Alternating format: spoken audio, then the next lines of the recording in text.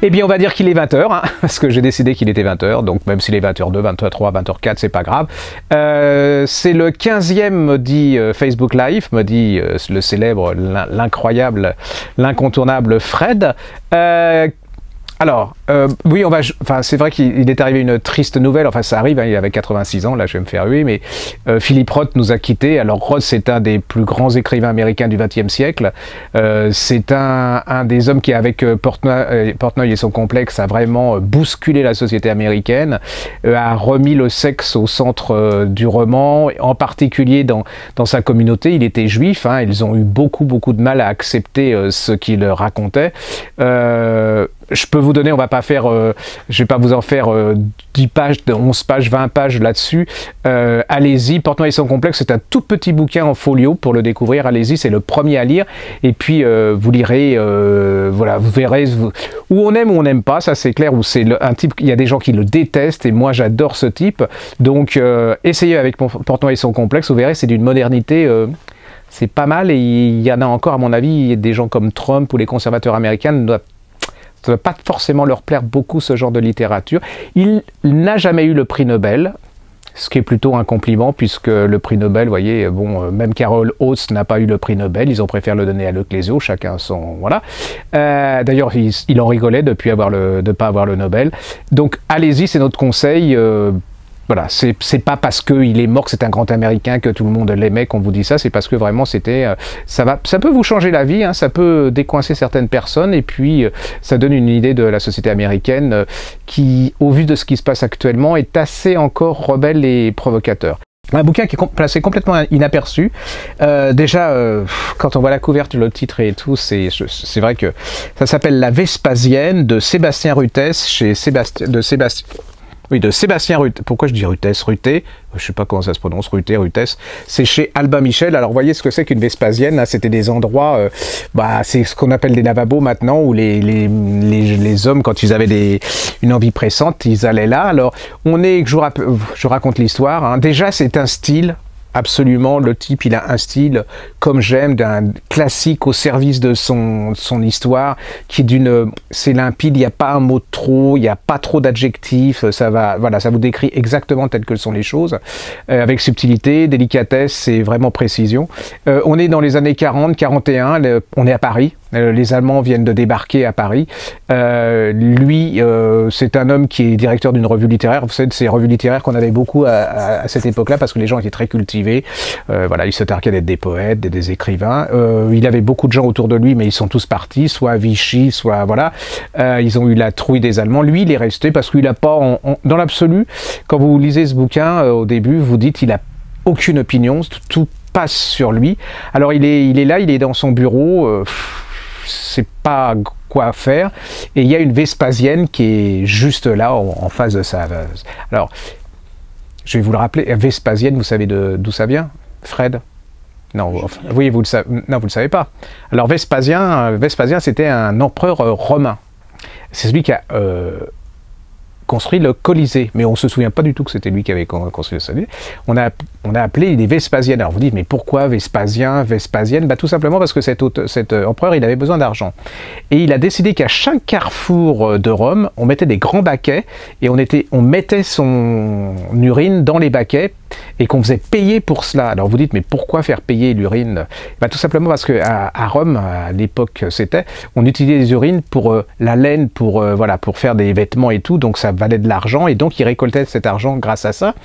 Et autre petite chose, hein, il y a son fils, alors lui, très très snob, vous savez, c'est pas possible, papa, enfin il lui parlait peut-être pas comme ça, il lui disait peut-être pas papa, père, c'est vraiment pas très cool, très élégant de faire payer.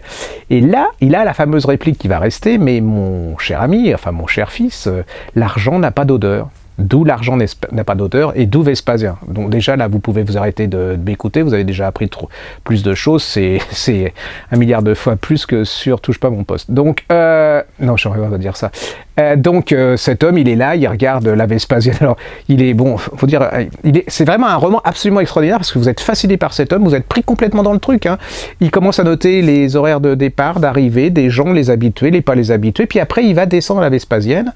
Et alors là, vous allez avoir un truc Je ne suis pas encore revenu, je ne peux pas vous expliquer parce qu'il faut rester... voilà. Vous verrez ce qu'on fait dans une Vespasienne avec des croûtons de pain.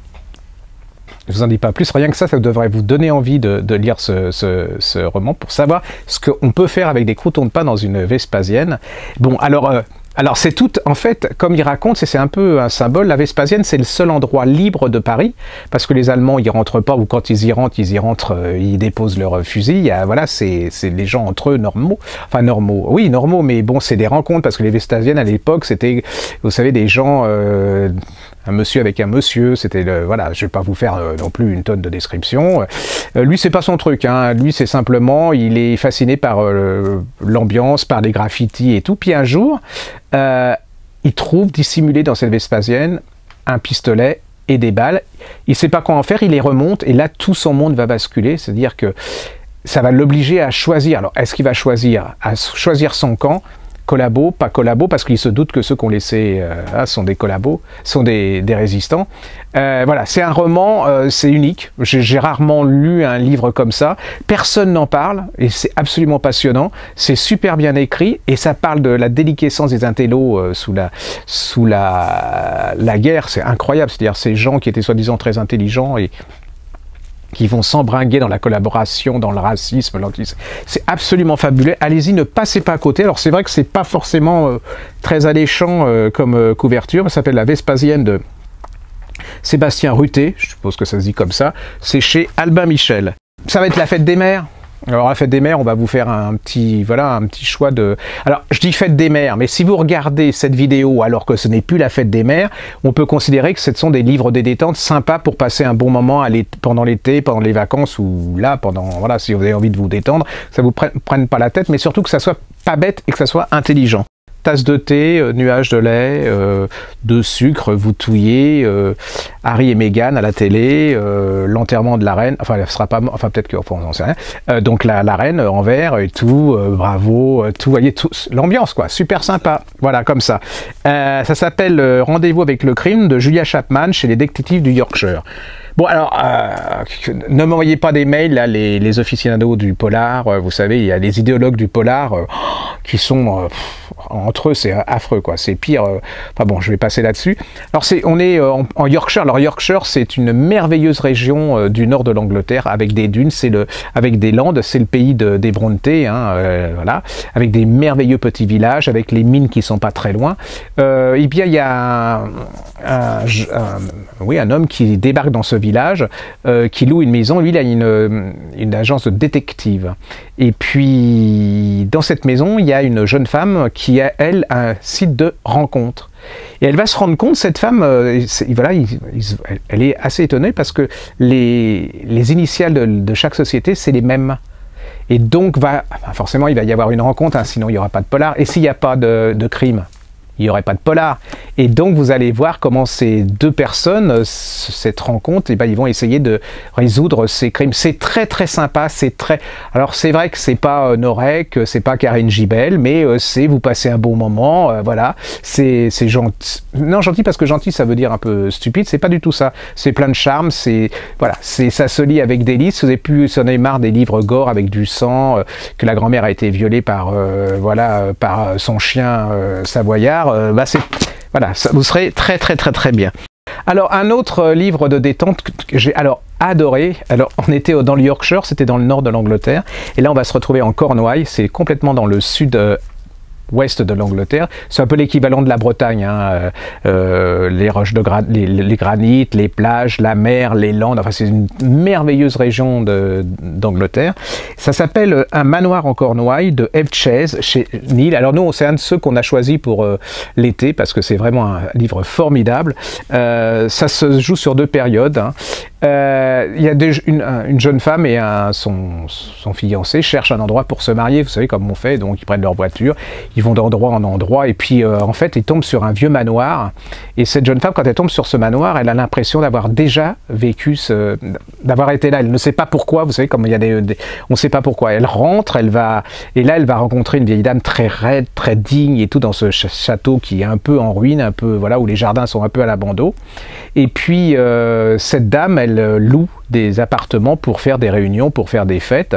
Ils vont commencer à se parler et là, elle va raconter l'histoire de ce château des années avant, et vous allez rencontrer une famille anglaise. Cette famille anglaise, c'est merveilleux, idyllique, c'est presque une caricature. Le mari qui est vraiment très amoureux de sa femme, aristocrate, tout va bien, ils ont 4 enfants, voilà, une fratrie, vous voyez, ça se chamaille et tout. Puis un jour, la mère meurt à cause d'un cheval, et là, tout va s'écrouler, et vous allez rencontrer, alors, vous avez tout à la fois cette description d'une famille heureuse, vous allez voir comment ces ados vont être complètement bousculés par la mort de... Et puis il y a des secrets. Et quelle est la relation? Parce qu'il y a quand même un problème, c'est qu'elle se rend compte qu'elle retrouve dans le grenier de son père une photo où elle est devant le château avec sa mère. Quel est le rapport entre cette jeune femme? Il y a quelque chose qui va se passer. C'est absolument... Alors, c'est tendre, c'est charmant, c'est élégant, c'est subtil. C'est complètement l'âme anglaise. C'est une saga, hein, c'est universel, tout le monde se retrouve là-dedans. Il y a plein de secrets. Il y a une mort d'un petit garçon absolument étrange il y a de l'amour, il y a de la passion, il y a de l'adolescence, il y a... Voilà, moi j'ai passé un bon moment, ça s'appelle Un manoir en Cornouailles de F. Chenil, et je trouve que c'est une belle réussite au niveau saga, détente, intelligente, comme seuls les Anglais. Il y a un peu, c'est vrai que dedans il y a une bande, et c'est vrai ils ont pas tort, il y a du Kate Morton, alors d'accord, mais il y a surtout du Rebecca Daphné du Maurier. Vous verrez pourquoi, parce que quand cette jeune femme va rentrer, il y a un grand dans le château, il y a un grand portrait, vous savez, comme dans Rebecca, le film, et dans le livre, vous allez voir, je trouve qu'elle a réussi son coup, c'est une pure merveille. On en avait déjà parlé, mais ça aussi, ça a été... Alors, on a les retours maintenant, vous savez, les gens qui nous disent, parce que des fois on se fait insulter en disant « mais pourquoi vous avez aimé ça alors que c'est chiant comme pas possible ?» Tout le monde n'a pas forcément bon goût comme nous, hein, donc ça s'appelle La chorale des dames de Shilbury, de Jennifer Ryan, chez Albin Michel. Alors, on est encore en Angleterre, bah oui, parce que les Anglais, ils sont super doués pour faire des livres de détente, hein, et puis des détentes intelligentes, c'est-à-dire que vous n'avez pas l'impression de trucs c'est pas Barbara Cartland, là, vous voyez, donc on est pendant la guerre, dans un village du Kent. Alors le Kent, on aura tout fait l'Angleterre. Alors vous avez la Cornouaille qui est là, vous avez le Yorkshire qui est là-haut, et le Kent c'est entre la Cornouaille, vous savez Londres, c'est Canterbury, c'est tous ces endroits très très sympas, c'est presque une caricature de Londres, c'est de la campagne anglaise, c'est là où on désirait tous avoir un cottage avec les lupins, les machins, enfin vous voyez tout le truc. Et bon, c'est la guerre. Le problème, quand c'est la guerre, alors il reste plus que les femmes parce que tous les hommes sont partis à la guerre. Et ces femmes ont une passion, c'est le chant et la chorale. Et vous allez voir, eh bien, la vie de cette chorale, des membres de cette chorale, et toutes ces femmes complètement différentes. C'est absolument fabuleux. C'est une galerie de portraits incroyable. Il y a des secrets, il y a des haines, il y a des jalousies, il y a de l'amitié, il y a de l'amour, il y a de la passion, il y a pourquoi certaines sont là, pourquoi elles se comportent comme ça. Puis il y a ces hommes qui sont pas là. Hein.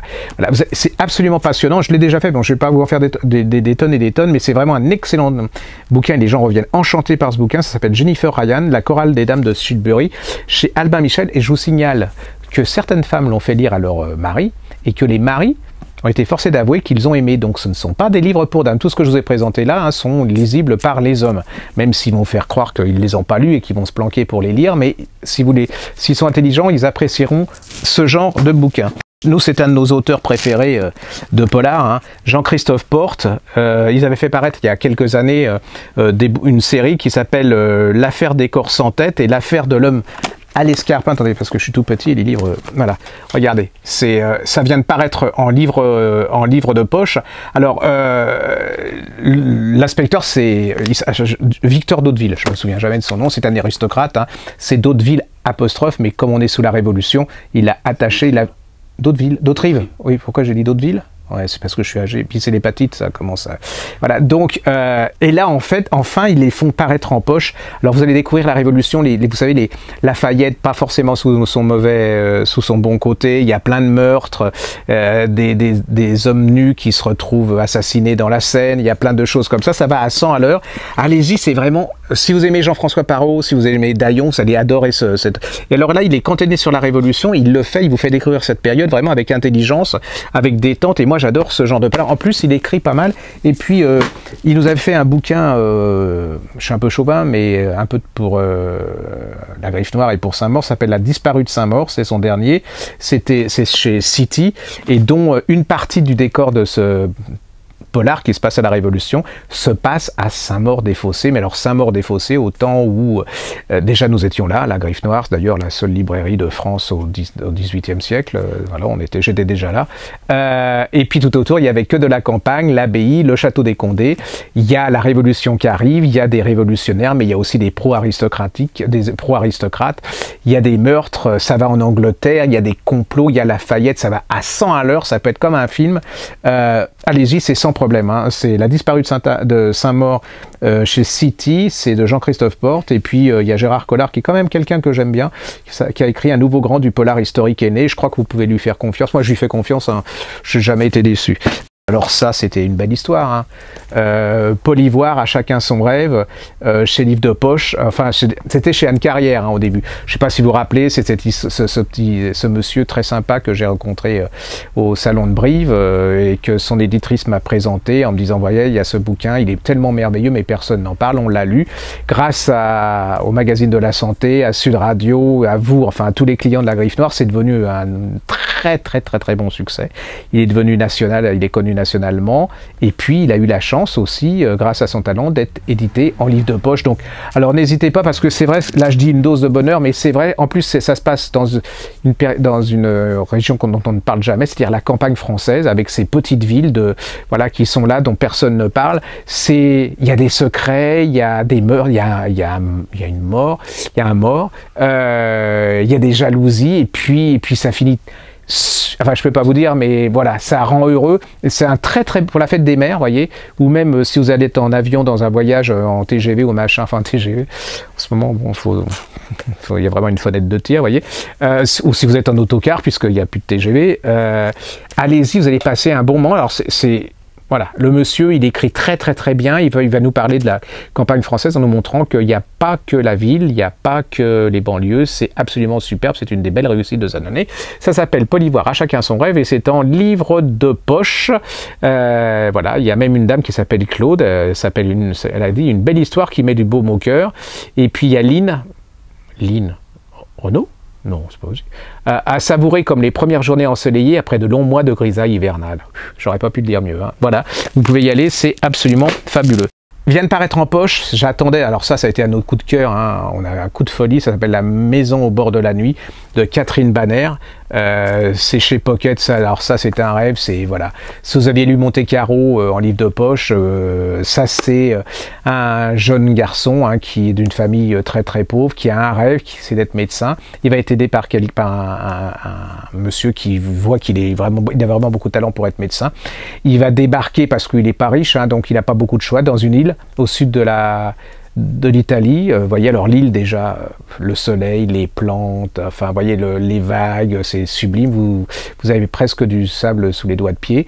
Il va se retrouver dans ce microcosme, on est avant la guerre de 14, et là avec l'histoire de cet homme qui va tomber amoureux, vous allez voir toute l'histoire de l'Italie à travers vous allez voir l'aristo qui est un peu mussolinien, même beaucoup, vous allez voir la passion, vous allez voir les jalousies, c'est absolument c'est comme les films italiens, c'est comme vous avez aimé Ferrante, c'est un peu Ferrante mais à la campagne, enfin comme dirait l'autre, c'est plutôt voilà, c'est un livre très solaire, c'est une magnifique saga, c'est beau comme la photo, regardez, et c'est l'histoire d'une famille sur 3 générations à partir de cet homme qui lui va participer à la guerre de 14 et ainsi de suite, il va revenir sur son île, l'île va beaucoup changer, il va y avoir des touristes, ça va changer absolument tout, c'est merveilleux, voilà, ça vous donne s'il pleut, vous lisez ça, vous allez dire, voilà, regardez, je viens de le finir, et en fait c'est pour ça que je suis bronzé, vous l'ouvrez, et vous serez aussi bronzé que moi, et en coup vous serez bronzé pour pas cher, et c'est mieux pour la peau.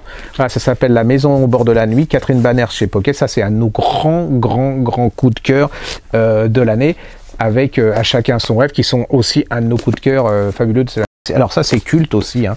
C'est Mark Wielinski qui avait écrit Le syndrome de Kreutz chez Pocket, alors ça c'était pour moi une grande révélation, et ce type a écrit beaucoup de choses, de romans qui sont mais vraiment extraordinaires, parce qu'en plus il se renouvelle chaque fois, c'est jamais la même chose.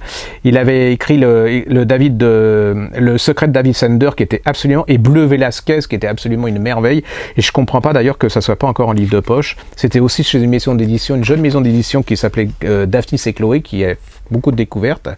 Et là, alors je me disais, pour faire mieux que ça, c'est pas possible. Eh bien, il a fait... On retrouve comment dire, le suspense, l'art d'écrire et de nous captiver. Ça s'appelle Dossier Vasselot de Velinsky, et c'est chez French Pop. Si vous voyez des livres de chez French Pop, c'est vraiment une très très bonne édition avec des choses originales un peu différentes. C'est une petite maison d'édition, mais dans le bon sens du terme, où il y a beaucoup d'originalité, de recherche, où on peut se mettre en danger. D'ailleurs, ils se mettent beaucoup en danger parce que c'est pas évident. Dossier Vasselot, bah, c'est très simple, hein. C'est une jeune femme qui est... tout va bien, hein. Elle est chasseur de tête.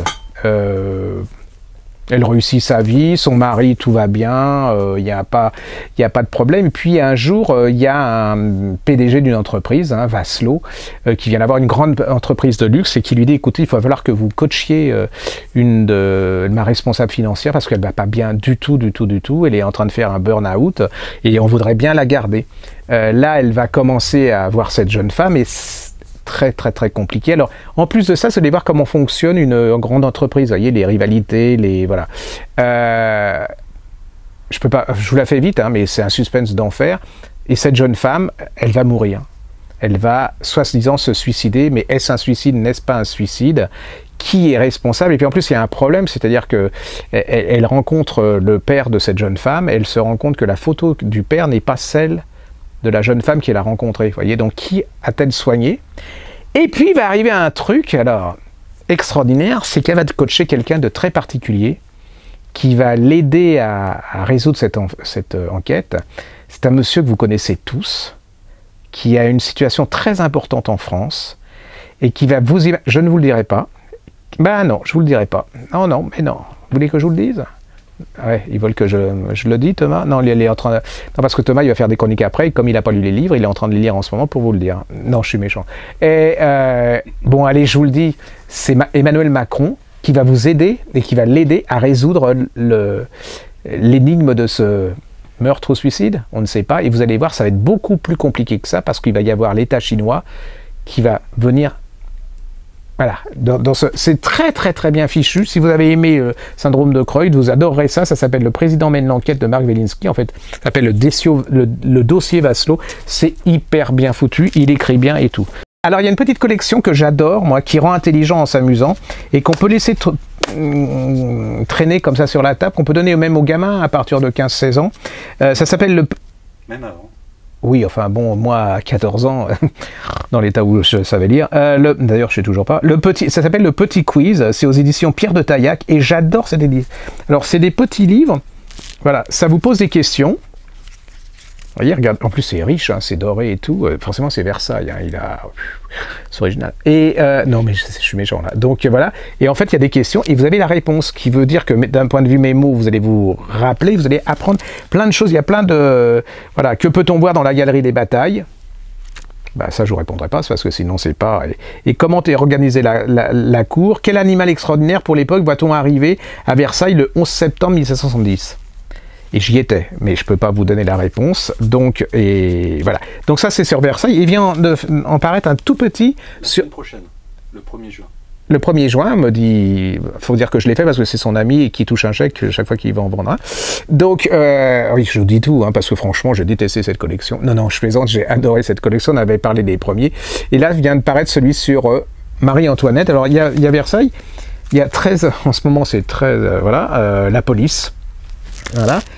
Ça aussi, Roland Garros. Alors Roland Garros, voilà, ça c'est pour Marina Carrère d'Ancos, qui adore jouer au tennis, mais qui ne sait pas où est la raquette. Il y a la Marine aussi, et puis ils ont réédité le premier qui était en petit volume, comme celui-là, et qui est très bien fichu, que je trouve, ça devrait être donné, je sais pas, en prix, si ça existe encore dans les écoles. Ça s'appelle Grégoire Thomas, ça s'appelle De la Grande Guerre, édition grand format, c'est édition Pierre de Taillac. Allez-y, c'est vraiment génial, les enfants.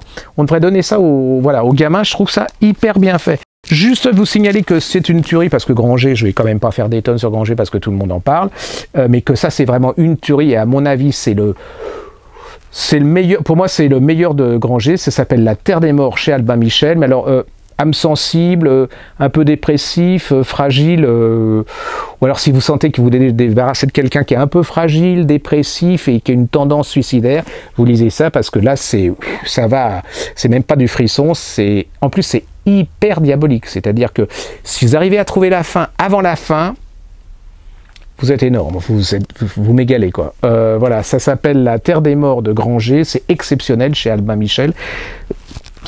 Bon, tout le monde en parle, mais c'est pas pour ça qu'il faut pas en parler, parce que bah, c'est bon, et voilà, c'est bon. Ah oui, mais j'en ai fait des tonnes aussi là-dessus, mais bon, c'est vrai que c'est énorme. C'est le Boréal de Sonja Delzongle. Je me suis méfié hein, parce qu'il y avait une bande sur le bouquin, il y avait marqué Un univers hors du temps, un thriller inoubliable de Marina Kierdankos. Alors je ne fais pas du tout confiance à cette femme, que je déteste en plus. C'est chez les Noël.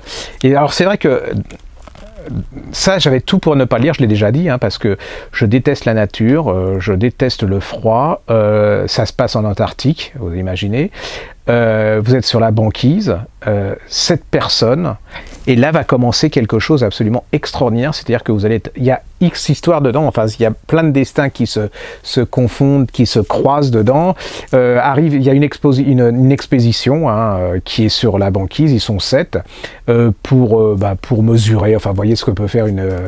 Et puis un jour ils vont se balader et ils rencontrent des milliers de buffles polaires, je ne sais même pas comment on appelle ça, et qui sont morts sous la glace, il s'est passé quelque chose, et en même temps depuis quelque temps se passent des phénomènes un peu incroyables dans le monde, c'est-à-dire qu'il y a par exemple il y a des milliers d'oiseaux qui meurent tout d'un coup et qui se jettent à terre, il y a des dauphins qui se retrouvent sur la plage, et là il y a une jeune femme qui est spécialiste pour ces phénomènes, qui les répertorie, qui dénonce aussi, comment dire, d'un point de vue écologique, les entreprises qui sont dévastatrices là-dessus.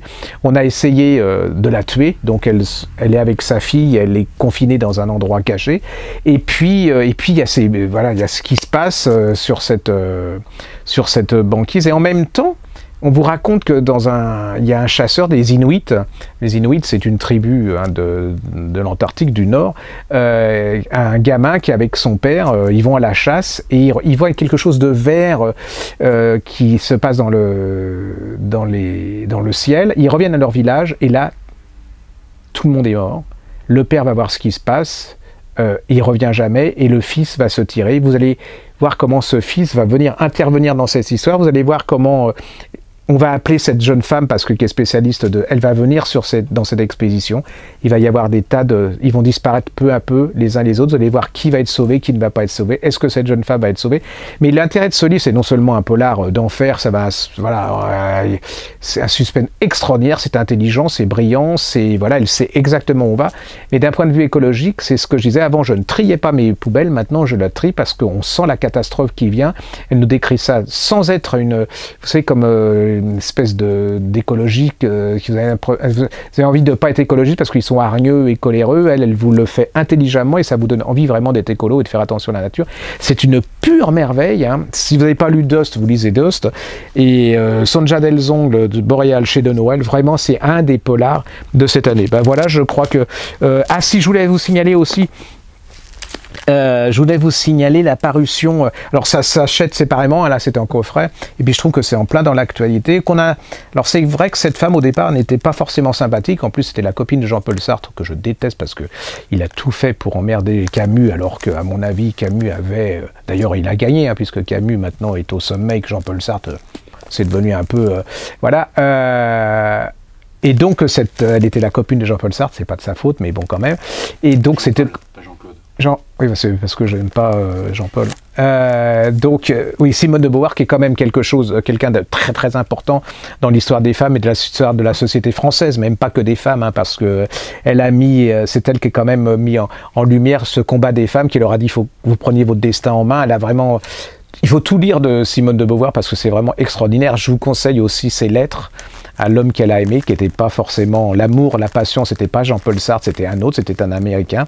Je ne vous dirai pas le titre parce que je crois que c'est Algren, mais je ne suis pas sûr, je crois que c'est en folio, hein. Lisez ça, c'est absolument fabuleux, c'est une passion, alors là elle se libère complètement, c'est plus la bourgeoise, voilà, très hautaine du boulevard Saint-Germain et très athéno, c'est une femme qui aime à la passion, et voilà, extraordinaire. Et là viennent de faire paraître les mémoires de Simone de Beauvoir en 2 tomes chez Pléiade, et je crois même que l'album Pléiade cette année est sur Simone de Beauvoir, si je ne me trompe pas. Si je me trompe, c'est pas grave, lisez Simone de Beauvoir. Si vous n'avez pas les moyens de le lire en Pléiade, vous allez en folio, vous avez tout Simone de Beauvoir, vous allez voir, c'est extraordinaire. Alors, le salon du livre de Saumur, vous avez vu, voilà, ça c'est la nouvelle affiche. Moi, je la trouve assez sympa, hein. Les couleurs sont assez gaies, il y a un chat qui griffe, donc ça nous ressemble un peu... Pardon ? Vous pouvez peut-être vous lever. À mon âge, non, parce que il y a un moment où on peut pas. Donc voilà, regardez, vous la voyez ? Voilà, c'est magnifique. Donc je vous disais, c'est un peu difficile de faire des salons, surtout que maintenant, cette année, on va avoir près de 300 auteurs. Il va y avoir plein d'animations pour la dizaine. Il faut que je me baisse. Et alors comme ça. Et donc si vous, on a fait une cagnotte Litchi, vous avez fait même un truc des blogueurs qui est un peu autre chose, c'est-à-dire que vous branchez sur la Griffe Noire, les pages Facebook, les déblogueurs, voilà, vous allez bien trouver. Et puis même si vous ne donnez que 5 €, déjà ça nous renforce d'un point de vue moral, parce que ça se dit que vous participez, que ce qu'on fait c'est pas pour rien, et que voilà, et que si vous nous donnez un tout petit peu, vous achetez le sac et tout, ça va nous permettre quand même de financer, parce que cette année on a beaucoup de choses à financer. Voilà, dans mon côté tape à 100 balles. Je vous remercie de nous avoir écoutés. Bientôt, après, vous allez, même si vous avez fini de m'écouter, c'est peut-être un peu moins bien que moi, mais vous avez aussi les chroniques de Thomas, le petit jeune de la Griffe Noire qui monte. Remarquez, vu ma taille, ça va pas être difficile à me dépasser. Et puis, regardez-le, parce que ce qu'il fait est très sympa, et puis likez-le, ça lui, vous savez, c'est un âge où ça fait encore très plaisir, on a l'impression d'être aimé, mais il en reviendra. Je vous embrasse tous, et puis j'espère qu'on se reverra. Dans le magazine de la santé et sur Sud Radio.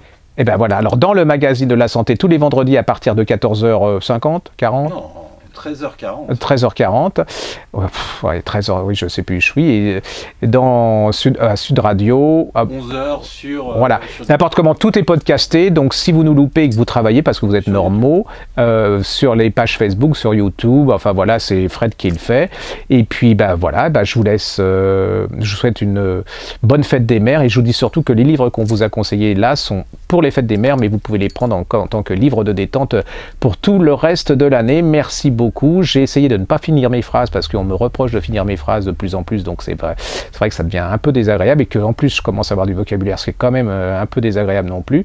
Si ça continue, je vais finir à ressembler à Yann Moix. Voilà. Juste à vous dire, ah oui, il y aura certainement un grand événement dans le salon du livre de Saint-Maur. Il y aura une petite conférence qui pense faire du bruit avec Hélène Carrière-Dancros à propos de la Russie, et si vous avez l'occasion, lisez son livre, ça s'appelle De Gaulle et la Russie, qui est un livre extraordinaire, et vous verrez comment De Gaulle et notre époque explique beaucoup de choses, et qu'on ne connaît pas grand chose sur la Russie, et voilà.